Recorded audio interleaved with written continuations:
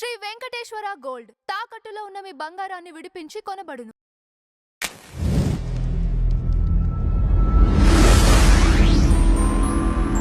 నమస్తే అండి, welcome to tree media. మనతో పాటు senior journalist, political analyst doctor Durga Vadlamani గారు ఉన్నారు. మేడం నమస్కారం. నమస్తే అండి. మేడం, నిధి అగర్వాల్ కి సంబంధించి ఆల్రెడీ లూలు మాల్లో ఒక సాంగ్ లాంచ్ కోసం వస్తే తన పైన అసభ్యంగా ప్రవర్తించడం చూసాము. ఇప్పుడు వారిపైన కేసు పెట్టినట్లుగా కూడా తెలుస్తోంది. సో అంటే ఫస్ట్ టైము ఇట్లాంటి ఘటన పైన కూడా ఒక కేసు ఫైల్ చేయటం ఒక మంచి పరిణామం అనుకోవచ్చా? ఇప్పటికైనా ఇట్లాంటివి జరగకుండా చేంజ్ అవుతారంటారా? ఇక్కడ ఎవరు చేంజ్ అవ్వాలి ఫస్ట్? ఎందుకంటే ఈ శ్రేయస్ మీడియా ఏదైతే ఉందో వాళ్ళు పర్మిషన్ తీసుకోలేదు. అక్కడ సాంగ్ చేస్తాం లులు మాల్లో మేము ఈవెంట్ చేసుకుంటామని పోలీసుల దగ్గర వాళ్ళు పర్మిషన్ తీసుకోలేదు. రెండోది లులు మాల్ వాళ్ళు కూడా ఇట్లా మా దాంట్లో ఒకటి జరుగుతోంది ఈవెంటు, ఇట్లా సినిమా హీరోయిన్ వస్తున్నారు అని పోలీసులకి ఇన్ఫర్మేషన్ ఇవ్వాల. అందుకని ఎవరి మీద చర్యలు తీసుకోవాలి మొట్టమొదట? అంటే నేను అనేది ఈ రోజుల్లో ఏది జరిగినా కూడా మనం ప్రతిదానికి ఏమంటాం, మనం ఫస్ట్ బ్లేమ్ చేసేది పోలీసుల్ని. ఈ పోలీసులు ఏం చేస్తున్నారు, నిద్రపోతున్నారా?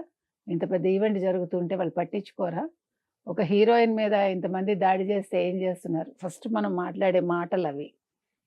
మరి ఇక్కడ ఎవరిది తప్పంటారు? ఇవాళ మనకి వస్తున్న అంటే వార్తల ప్రకారం అయితే ఒకటి లులు మాల్ వాళ్ళు పర్మిషన్ వాళ్ళు అసలు తీసుకోలేదు. ముఖ్యంగా శ్రేయస్ మీడియా ముందు అసలు అంతకంటే తీసుకోలేదు. సో వీళ్ళిద్దరు తీసుకోపోవటం వల్ల ఈ ఈవెంట్లో అమ్మాయికి రక్షణ లేకుండా అయ్యింది. అంటే అక్కడ అసలు పోలీసులు అనేవాళ్ళు లేరు. మీరు చూసారు అక్కడ ఉన్నది వాళ్ళు బౌన్సర్స్ కొద్దిమందే ఉన్నారు. వాళ్ళు ఆపడానికి ప్రయత్నించడం వాళ్ళ మూలంగా కొంచెం అమ్మాయి కారులోకి వెళ్ళగలిగింది. సో నేను అనేది ఏంటంటే ఇలాంటి ఈవెంట్స్ లాంచ్ చేసేది మనం గతంలో కూడా చెప్పుకున్నామండి, పబ్లిక్ ప్లేసెస్లో చేయొద్దు మీరు. ముఖ్యంగా లులు మాల్ అనేది ఒక చిన్న మాల్ కాదు, అది అక్కడ ఎంతో మంది వస్తారు, ముఖ్యంగా యూత్ వస్తారు. ఇప్పుడు మొన్న వచ్చిన వాళ్ళల్లో నిజంగా వాళ్ళు ఫ్యాన్సా లేకపోతే పోకిరీలా అనేది తెలియలేదు. సో ఇప్పుడు పోలీసులు ఏం చెప్తున్నారంటే ఇంక మీదట మీరు ఖచ్చితంగా పర్మిషన్ తీసుకోండి ఏదైనా చేస్తే. రెండు, ఇవాళ ఇద్దరి మీద అంటే ఇటు శ్రేయస్ మీడియా మీద లులు మాల్ మీద పోలీసులే కేసు పెట్టారు. బెస్ట్ అది నన్ను అడిగితే. ఇంకొక విషయం ఏంటంటే ఈ అమ్మాయి నిధి అగర్వాల్ కనుక కంప్లైంట్ ఇస్తే మేము మొత్తం వీడియో ఫుటేజ్ ద్వారా అసలు వాళ్ళు ఎవరు ఆ పోకిరీలు అనేది మేము చూసి వాళ్ళకు కూడా మేము శిక్ష వేస్తాం అంటున్నాం. సో మరి ఇప్పుడు ఆవిడ ముందుకు రావాలి. సో ఏది ఏమైనా మనం అసలు చూసుకుంటేనండి వరుసగా ఒక్కొక్క సినిమా ఒక్కో రకంగా, అది రిలీజ్కి ముందో లేకపోతే షూటింగ్లోనో రిలీజ్ తర్వాత ఏదో ఒక గందరగోళం వస్తుంది. అంటే ఎక్కడుంది లోపం? ఇది ఇండస్ట్రీ ఆలోచించుకోవాలి. అంటే పెద్ద పెద్ద సినిమాలు తీసేవాళ్ళు చాలా కేర్ఫుల్గా ఉండాలి. ఎందుకంటే ఇదొకట్లా లేదు కదా, సమాజం మారింది, యూత్ మారారు. కాబట్టి నేను చెప్పేది ఏంటంటే మనం సినిమాలు తీస్తున్నాం బాగుంది, సినిమా తీసే సందర్భంలో కావచ్చు, సినిమా తీసేసాక కావచ్చు, ఇవాళ హీరోయిన్లు బయటికి రావాలంటే 1కి 10 సార్లు ఆలోచించుకోండి. ఎందుకంటే మీరు జస్ట్ లైక్ దట్ వచ్చేయకండి, మీకు ఎవ్వరూ రక్షణ ఉండరు. మీ స్వీయ రక్షణ కూడా పెట్టుకోవాలేమో తెలియదు.